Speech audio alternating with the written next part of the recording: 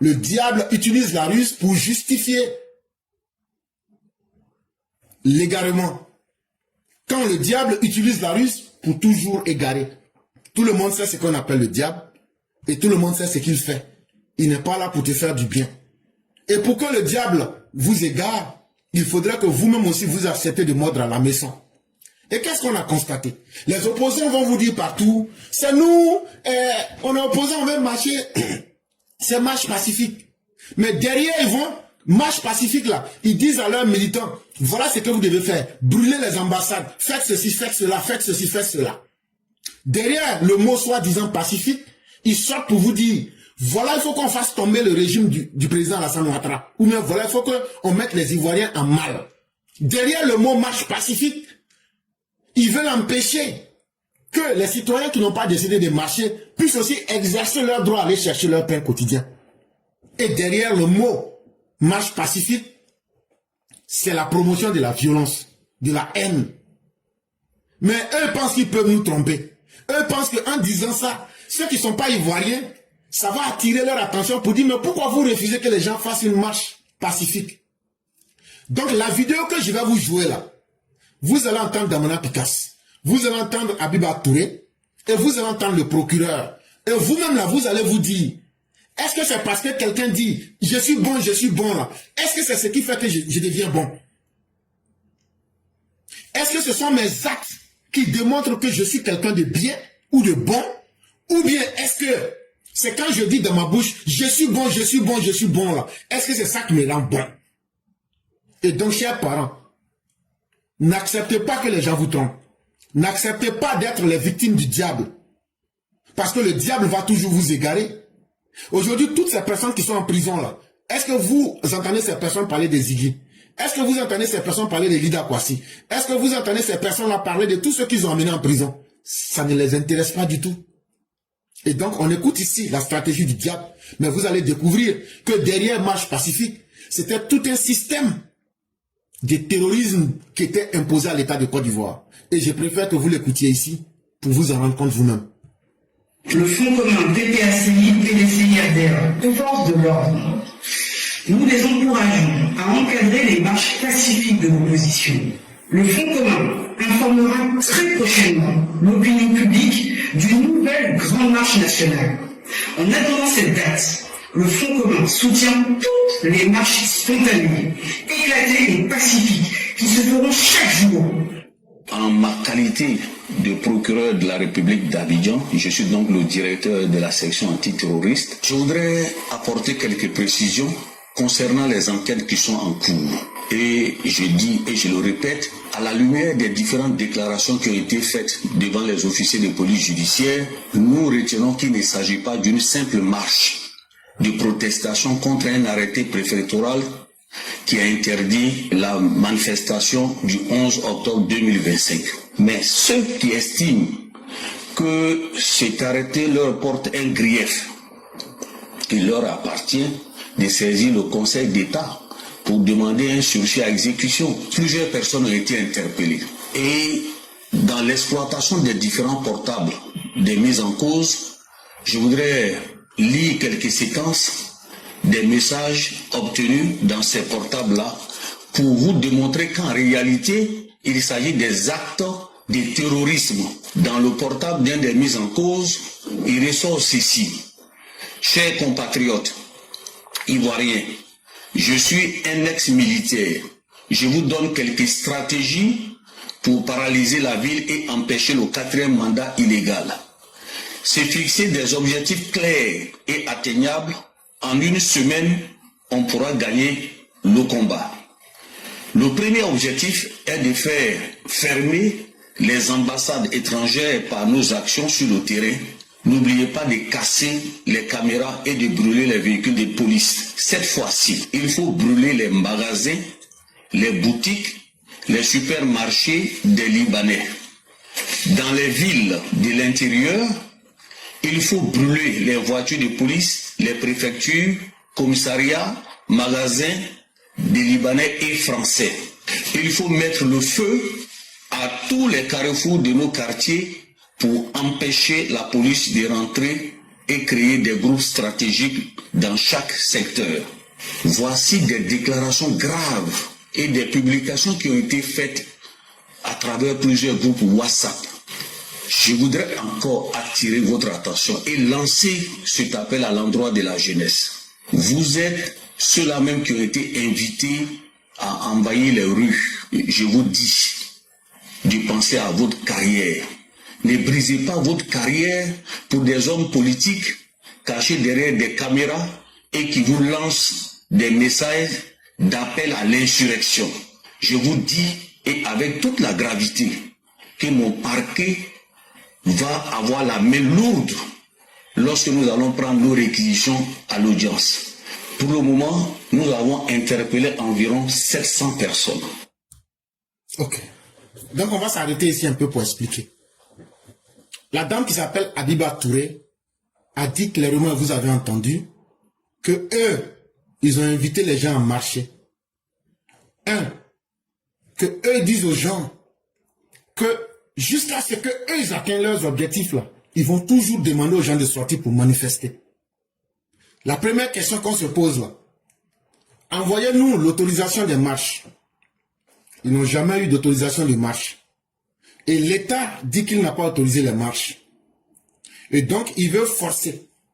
Mais mieux, quand ils ont fait la manifestation du 11, qu'est-ce qu'on a constaté selon les propos du procureur? Dans les portables des gens qui ont été attrapés, ils avaient des plans comment déstabiliser la ville, comment s'attaquer aux ambassades, comment brûler le commerce des Libanais et comment s'attaquer aux citoyens. Et c'était sous le conseil d'un ancien militaire qu'ils étaient en train de faire ça. Mais souvenez-vous, est-ce qu'il n'y a pas un ancien militaire qui a été arrêté, qui est en prison? Souvenez-vous très bien. Il n'y a pas un colonel qui travaille sur le PPACI qui a été arrêté. Donc, ils savent ce qu'ils font. Ce ne sont pas des marches. En réalité, si le PPACI voulait vraiment le pouvoir, il n'allait pas se cantonner sur leur stratégie de la violence. Même si ils n'ont pas eu des gens qui ont été retenus là. Si c'est Alassane Ouattara qu'ils veulent enlever au pouvoir là, ils vont prendre leur haine là pour supporter celui qui a été choisi là pour enlever Alassane Ouattara. Mais ce n'est pas ce qui les intéresse. Ils veulent d'abord créer la violence pour que la Côte d'Ivoire soit à feu et à sang. C'est d'abord cette leçon-là qu'ils veulent imposer aux Ivoiriens. Ils veulent imposer aux Ivoiriens une compétition où on va verser le sang, où on va brûler le pays d'abord. Avant d'enlever Alassane Ouattara au pouvoir. Parce que Laurent Gbagbo n'a pas dirigé que Alassane Ouattara.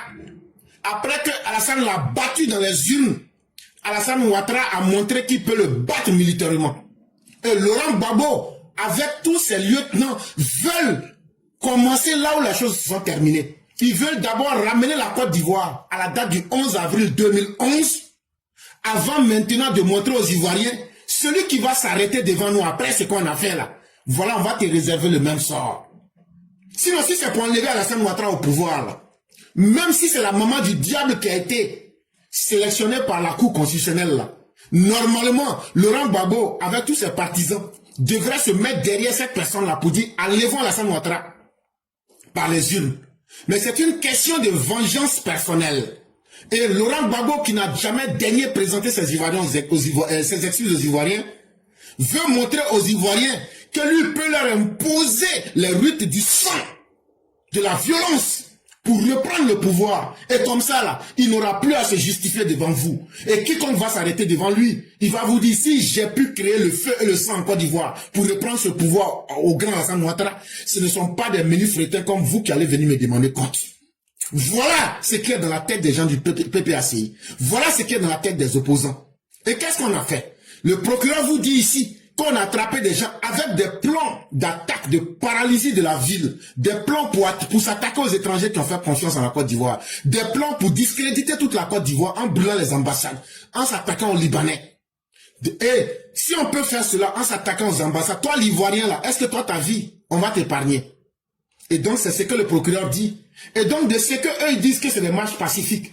Et ceux qu'ils ont amenés dans les rues, les plans qu'on a retrouvés sur eux, et les actions qu'ils ont posées, et ce qu'ils sont en train de dire sur la toile, et ce que le procureur vient de dire, est-ce que toi encore on peut te blaguer? Est-ce que tu peux encore avoir un sentiment pour ces bandits qui veulent mettre le pays à genoux? Mais on continue. À ma qualité de coordonnateur général du comité opérationnel du Front commun, j'ai décidé de prendre mes responsabilités et de continuer le combat. De continuer le combat advienne que pourra. En français, quand on dit advienne que pourra, ça veut dire on va continuer les marches là, que les gens autorisent, que les gens n'autorisent pas.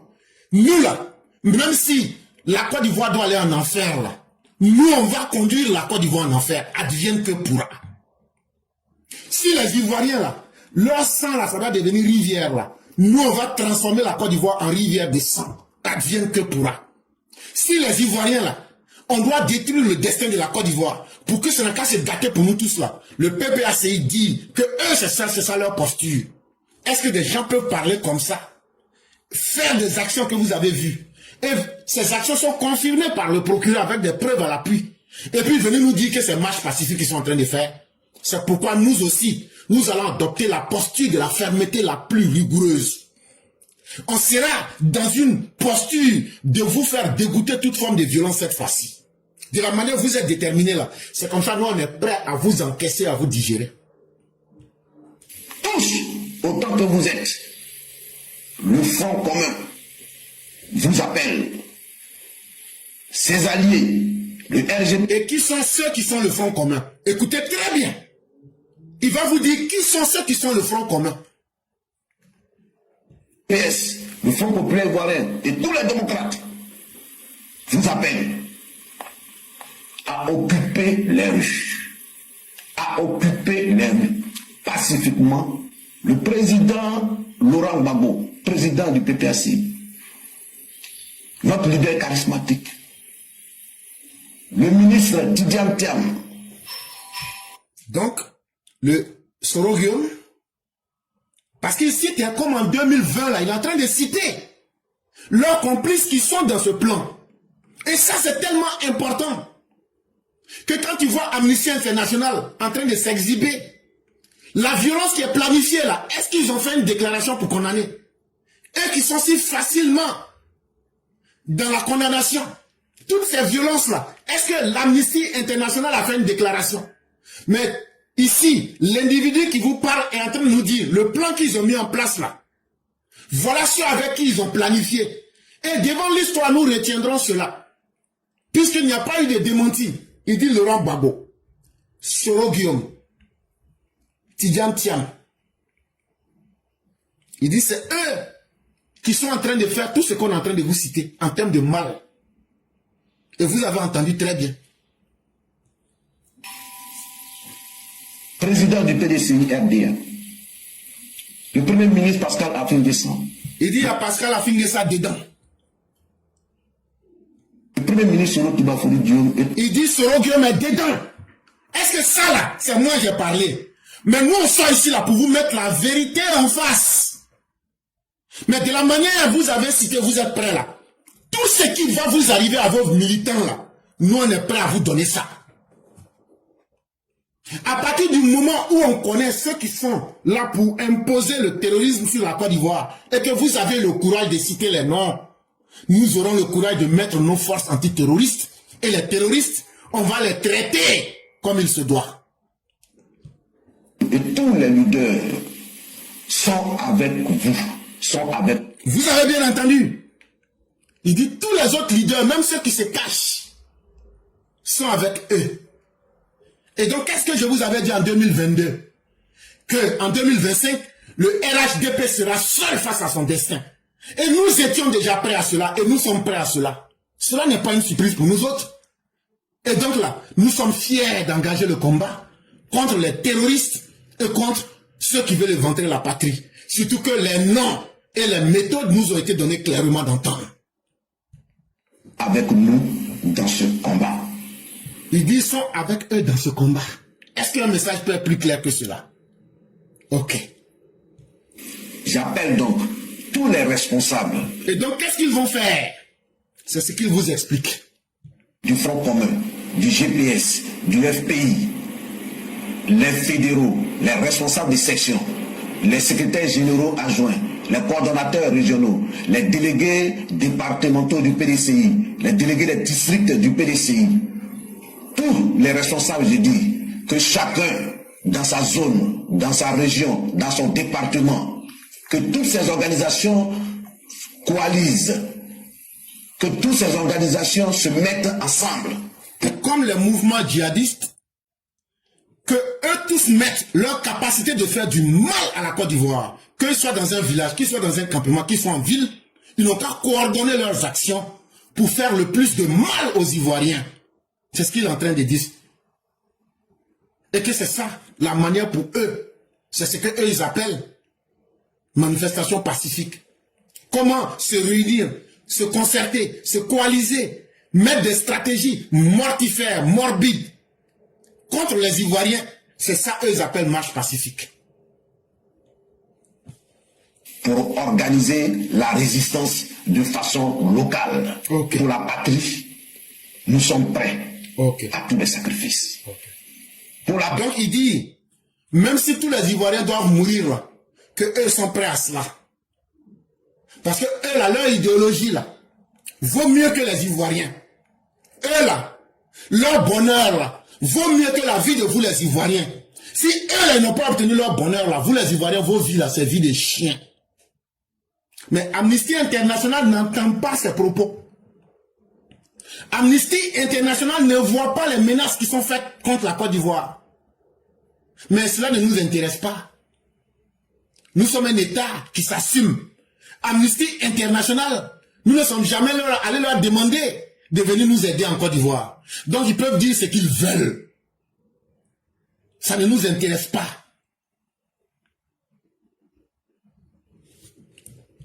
Pour la patrie, nous sommes prêts à tous les sacrifices. Pour la patrie, nous sommes prêts à tous les sacrifices. Et ces sacrifices-là, c'est vous, les Ivoiriens, les sacrifices. Parce que eux qui parlent là, eux, ils ont déjà fait sortir leur famille. Eux, ils ont déjà pris leur disposition.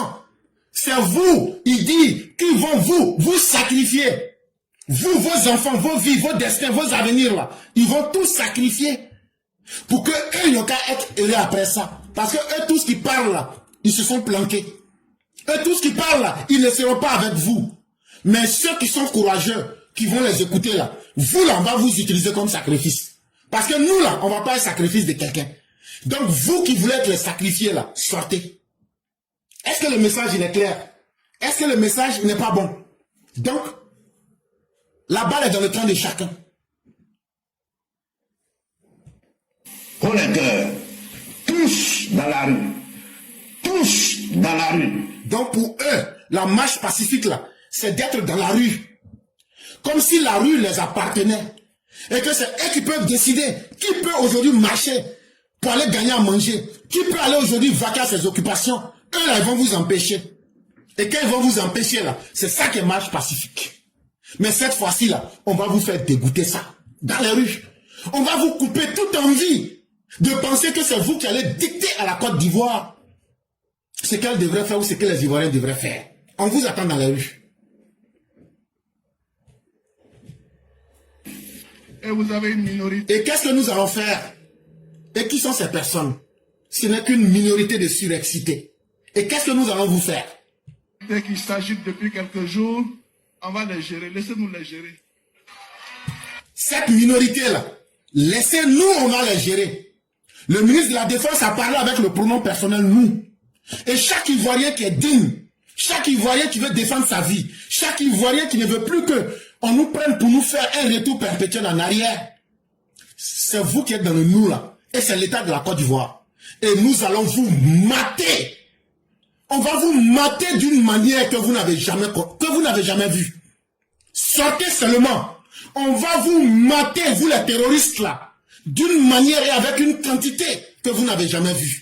Vous avez fini de parler, mais en bon lâche que vous êtes, vous avez fui. Mais la réalité, elle est là. La Côte d'Ivoire est présente.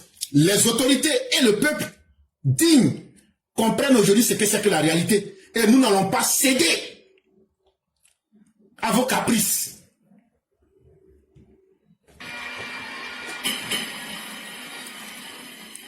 Il faut qu'on arrête de s'amuser dans ce pays. Ce pays revient de très loin. Nous avons connu des moments très difficiles. Nous avons tué nos rancœurs pour le bien de la Côte d'Ivoire. Si on s'est calmé là, c'est pas parce qu'on est faible, mais c'est parce qu'on veut l'intérêt de la Côte d'Ivoire.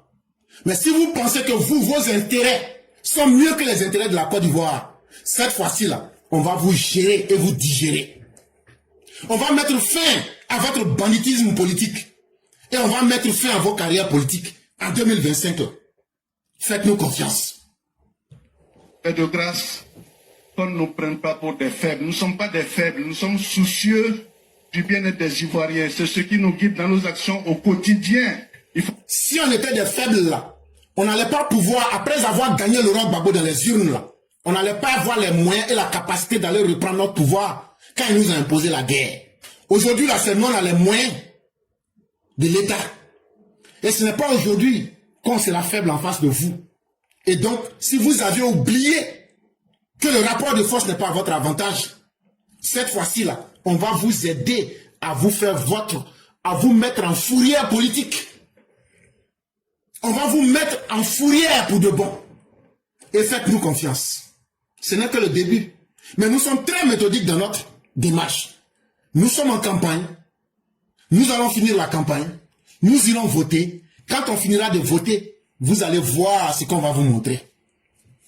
Ah oui, vous allez voir ce qu'on va vous montrer. Faites-nous confiance. Il faut que les gens le sachent. Qu'est-ce que ça veut dire? Vous savez ce que ça veut dire quatrième mandat? Et quand ils les demandent qu'ils ne sont pas d'accord avec quatrième mandat, ça veut dire le même discours qu'ils ont eu quand Alassane Ouattara était opposant. Ils ont eu peur de lui parce qu'ils savent que c'est quelqu'un. Il a été toujours le seul politicien qui a montré un programme de campagne, qui a montré qu'il est efficace. Ils ont peur d'Alassane Ouattara pour aller aux élections et donc chaque fois il faut trouver des subterfuges. Et comme maintenant, ils ne sont plus au pouvoir, ces mêmes malfaiteurs du PDCI et du FPI, ils ne sont plus au pouvoir pour manipuler les masses. Ils sortent pour dire Alassane Ouattara veut faire quatrième mandat. Quatrième mandat qu'Alassane Ouattara veut faire là, c'est dans la constitution de Félix Houphouët-Boigny, ou bien c'est dans la constitution de Laurent Gbagbo, ou bien c'est dans lui-même sa propre constitution. Voilà des malades mentaux, il veut faire quatrième mandat. Quatrième mandat par rapport à quoi? Quatrième mandat par rapport à quelle constitution? Dans ce pays-là, on a vu la constitution de Félix Houphouët-Boigny. Houphouët avait combien de mandats? Dans ce pays-là, on a vu la constitution du FPI en 2000. En 2010, la Gbagbo faisait quel mandat? S'il gagnait, il faisait quel mandat? Donc quand vous dites Alassane veut faire quatrième mandat, là, il veut faire quatrième mandat par rapport à quelle constitution? Si c'est lui-même sa constitution qu'il a écrite en 2016, là, c'est que vous êtes vraiment misérable. Mais c'est parce que vous avez échoué partout que vous êtes en train d'utiliser ce que vous-même vous n'avez pas fait pour vouloir mentir aux Ivoiriens. Mais ça ne va pas prospérer. Mandat. Quatrième mandat, c'est leur incompétence.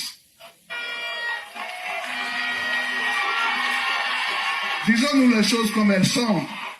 Si les Ivoiriens sollicitent encore Alassane Ouattara, ils savent ce qu'Alassane Ouattara peut leur apporter. Et donc, quatrième mandat, là, la vraie définition, là, c'est que les Ivoiriens ont compris aujourd'hui où se trouve leur bonheur. Les Ivoiriens ont compris aujourd'hui qui peut faire leur bonheur. C'est ça qui fait que les Ivoiriens disent, on a vu tous les autres avant nous, on préfère Alassane Ouattara. C'est ça qui est le quatrième mandat. Alors que vous, les indices mortifères des années blanches de 1990 à 2010, vous qui parlez de démocratie, c'est vous qui avez aujourd'hui balafré la Côte d'Ivoire. Entre 1990 et 2010, année blanche, guerre civile, pogrom, charnier, crime, escadron de la mort, sous le temps de Bédier, l'ivoirité, tout ça.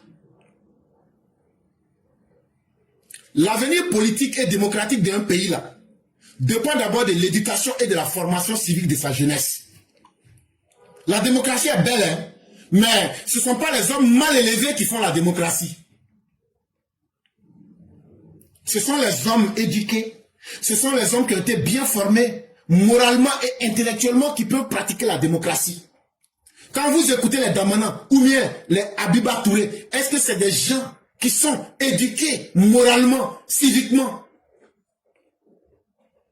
Donc la démocratie n'est pas une marchandise qui se donne à tout le monde. Ou bien, ce n'est pas tous ceux qui disent démocratie là qui méritent la démocratie. Et c'est pourquoi il faut dire aux Ivoiriens, l'une des sources majeures de la crise de notre démocratie ivoirienne vient sûrement de ce que les animateurs et les produits des années blanches, de 1990 jusqu'en 2010, que ces agitateurs et miliciens, privés d'éducation et de formation civique, soient devenus des cadres partisans et des créateurs de partis, veuillent diriger l'État et gouverner le pays. Le mal profond de la Côte d'Ivoire, je vous ai dit qu'en démocratie, ce n'est pas tout le monde qui mérite, mais un côté pervers de la démocratie, c'est que même les plus idiots peuvent profiter de cela pour se retrouver à la tête de leur pays. Et qu'est-ce qu'on constate en Côte d'Ivoire? C'est que ceux qui ont été les produits des échecs des différents régimes du PDCI et du FPI-PPACI, ceux qui ont été les animateurs et les produits des années blanches, ceux qui ont volé des diplômes, ceux qui ont instauré l'immoralité entre 90 et 2010, qui plus tard vont se transformer en miliciens et n'ont reçu aucune éducation morale et civique, aucune éducation intellectuelle. Le problème de la Côte d'Ivoire, c'est eux aujourd'hui, c'est à eux qu'on permet de créer des partis politiques, c'est eux qui animent ces partis politiques et c'est eux qui veulent diriger les Ivoiriens. Et c'est ça le drame de la Côte d'Ivoire. Parce qu'ils n'ont aucune éducation morale. Et donc ne leur demandez pas de se comporter bien vis-à-vis des citoyens. Ils n'ont aucune éducation civique. Ils ne savent pas que dans un État, il faut respecter l'ordre et les institutions. Et ils n'ont aucune éducation intellectuelle. Parce que l'éducation intellectuelle ne se mesure pas au nombre de livres que tu as lus. Mais ça se mesure dans ton comportement face aux gens qui ne sont pas là à l'école. Aujourd'hui, comment vous pouvez mettre la vie des gens qui ne sont pas là à l'école en danger et vouloir les diriger en leur promettant des menaces? Mais vous les manipulez parce que vous êtes allé à l'école, vous savez lire, vous sortez. Au lieu de dire nous faisons du terrorisme, vous venez leur dire nous faisons des marches pacifiques. Est-ce que c'est ça le rôle de quelqu'un qui allait savoir lire et écrire? Mais c'est ce que cette génération-là vous promet. Et la majorité de ces personnes est passée dans le syndicalisme scolaire et étudiantin des années 90. Ça a été leur école de formation. Et ce qu'eux savent faire, c'est défendre d'abord leurs intérêts. Et non de défendre les intérêts d'un pays. Est-ce qu'aujourd'hui, là, ce ne sont pas ces fascistes-là qui veulent défendre leurs intérêts, mais en se mettant à la tête de la Côte d'Ivoire? Et là, si quelqu'un n'est pas capable de défendre les intérêts de la Côte d'Ivoire, est-ce que cette personne-là pourra défendre les intérêts des Ivoiriens? Parce qu'en réalité, ce sont des gens qui ont grandi dans un moule, le syndicalisme politique, sous la bannière de la manipulation, de l'instrumentalisation par les intérêts particuliers de Laurent Gbagbo, qui reste indifférent à l'intérêt des Ivoiriens. Et la meilleure démonstration, c'est d'avoir mis en échec l'avenir des enfants en faisant des années blanches, en faisant ce qu'on appelle les générations sacrifiées, en transformant nos universités en des mouroirs, en des centres d'apprentissage, comment administrer la mort aux autres. C'est ceux-là aujourd'hui qui veulent vous diriger. Et ce qu'on est en train de vous dire, si vous ne comprenez pas ça, vous n'allez pas comprendre la réalité de ce moment en Côte d'Ivoire. Ce sont ces militants endoctrinés des années 90, une jeunesse manipulée, une jeunesse instrumentalisée par des oligarques partisans du PPACI qui sont en train aujourd'hui de faire une lutte pour le pouvoir. Mais ils n'ont jamais lutté pour vous les Ivoiriens. Ils n'ont jamais lutté pour vos droits civiques. Ils n'ont jamais lutté pour vos droits démocratiques. Et c'est ceux-là qui veulent s'imposer à vous. Mais ils veulent vous tromper. Ils veulent vous imposer la violence avant d'arriver à leur fin.